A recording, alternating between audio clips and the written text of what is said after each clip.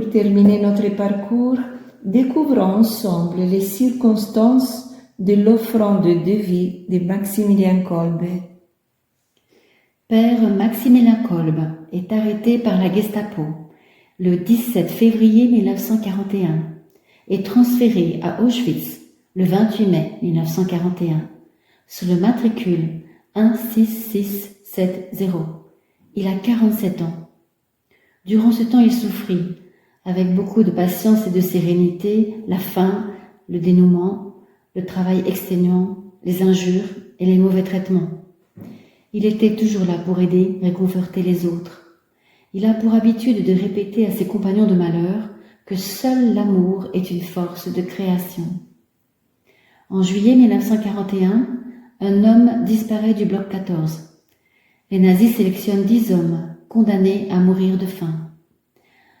L'un d'eux, le sergent Gajowinski, s'écrie « Oh ma pauvre femme et mes enfants que je ne verrai plus !»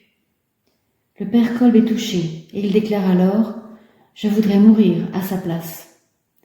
Sa demande est acceptée et le père Maximilien prend place parmi les 10. Il réussit à faire régner le calme au moyen de prières et d'oraisons. Après 2 semaines sans boire ni manger, les nazis décident alors de l'exécuter, le 14 août, d'une injection de phénol.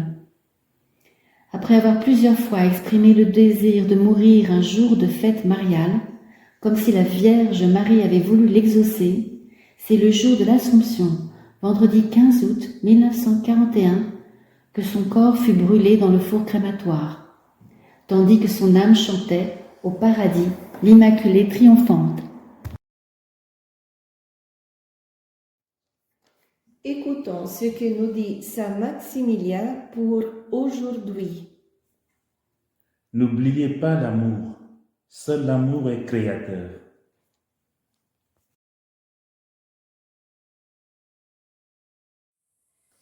Paix et joie.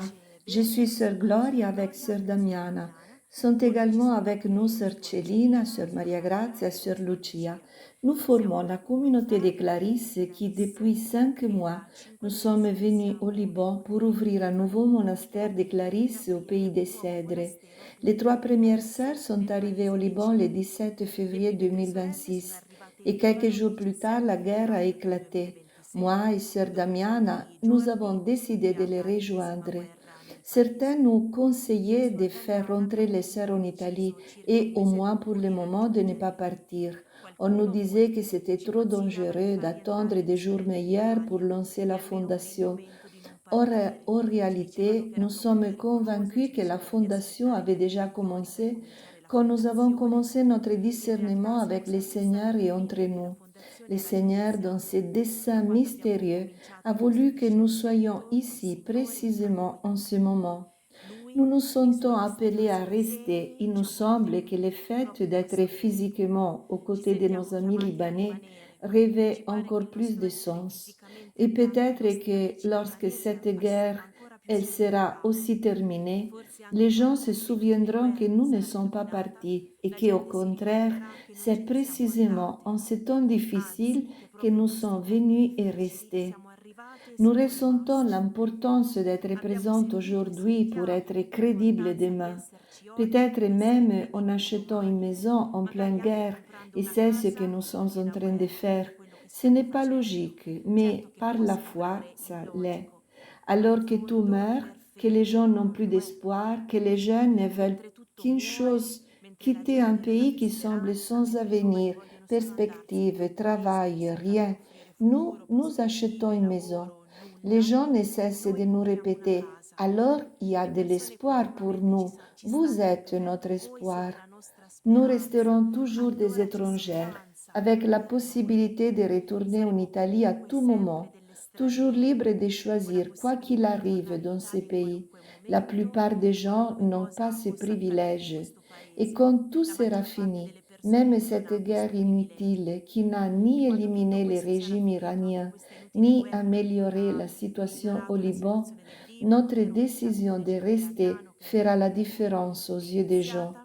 Quand la langue arabe rend la communication si difficile, nous pensons que c'est la vie avec ses faits et ses choix qui exprime l'estime, l'affection et notre gratitude envers ce peuple. Être présente est pour l'instant le seul geste qui exprime notre amour pour ce pays et ses habitants.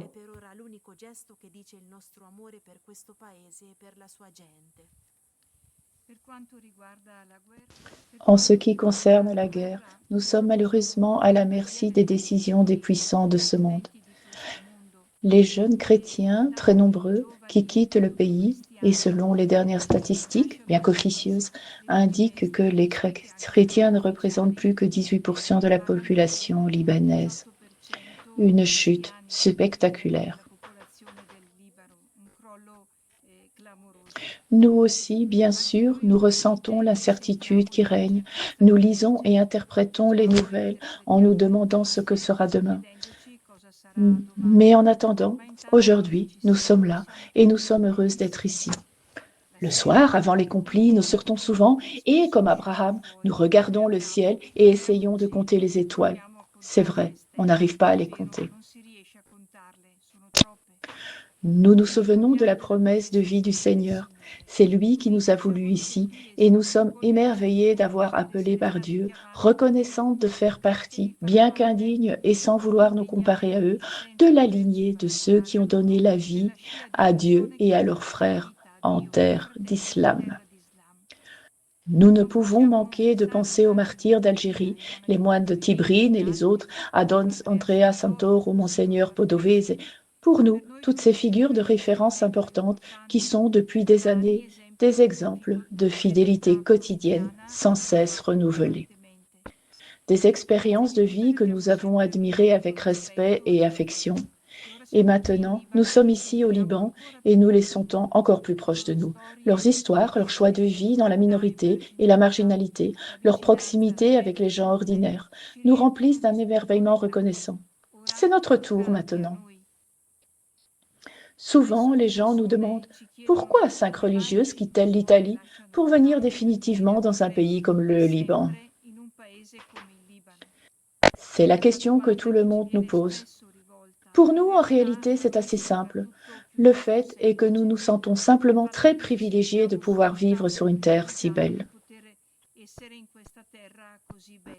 Peut-être, pour la première fois de notre vie, nous nous sentons véritablement les sœurs des pauvres.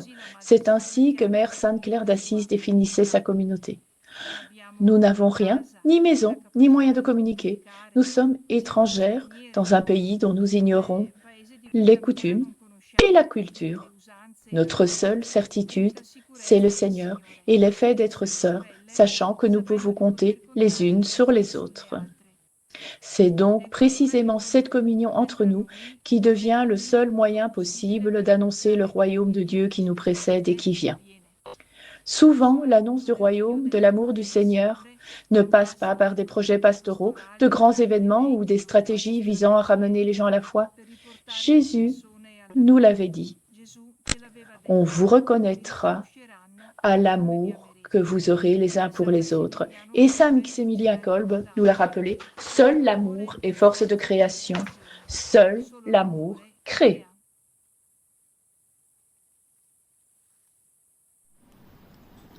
Saint Maximilien, missionnaire de l'Évangile, toi qui as annoncé la parole dans le monde, aide les jeunes à être des instruments de paix et des sources de vie nouvelles pour ceux qui ne connaissent pas encore l'amour de Dieu.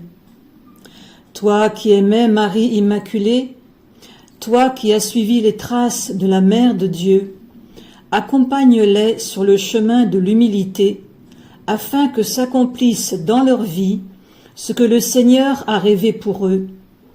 Martyr de l'amour, toi qui dans les ténèbres du mal as eu le courage de donner ta vie pour sauver un père de famille, enseigne aux jeunes à offrir chacune de leurs actions par amour pour Dieu et pour leurs frères.